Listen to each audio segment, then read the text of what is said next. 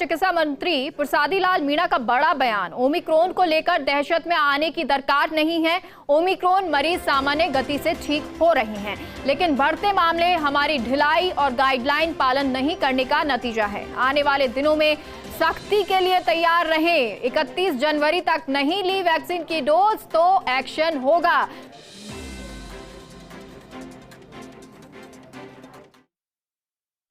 चिकित्सा मंत्री प्रसादी लाल मीणा कोटा के दौरे पर है। संयोग की बात, प्रसादी लाल जी आप पिछली बार पधारे थे तब जयपुर में ओमिक्रॉन के मामला आए थे, इस बार आप पधारे हैं तो कोटा में भी ओमिक्रॉन ने दस्तक दे दी है। कितना खतरनाक है ओमिक्रॉन? ओमिक्रॉन के बारे में तो WHO ने भी कहा है कि इतना कोई खतरनाक नहीं है। जिनके दोनों डोज लग गई उनको जीवन को कोई खतरा नहीं है। और निश्चित रूप से हमारे यहाँ एक भी डेथ अब तक ओमिक्रॉन से नहीं हुई है पूरे देश में। और ये सुखद बात है कि इसको निश्चित रूप से अब इनको भारत सरकार ने मान लिया हमारी मांग पर। VC में हमने स्वास्थ्य मंत्री जी को कहा था भारत सरकार को कि ओमिक्रॉन के केसेज को हॉस्पिटलाइज करने की आवश्यकता नहीं है। उन्होंने इसकी स्वीकृति दे दी।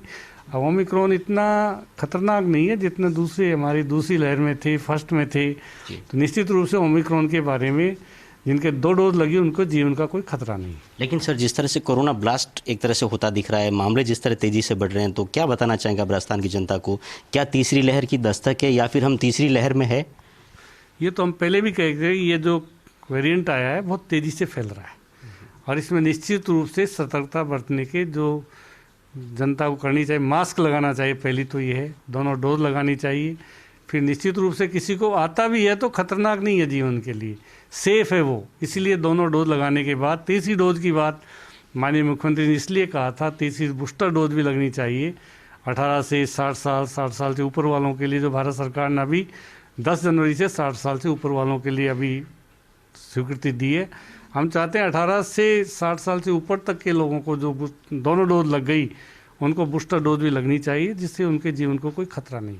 सर, आपका बयान चर्चा में, आपने खुद मुख्यमंत्री जी को कहा था कि सख्ती होनी चाहिए। जो हालात हैं कि आने वाले दिनों में सख्ती बढ़ सकती है?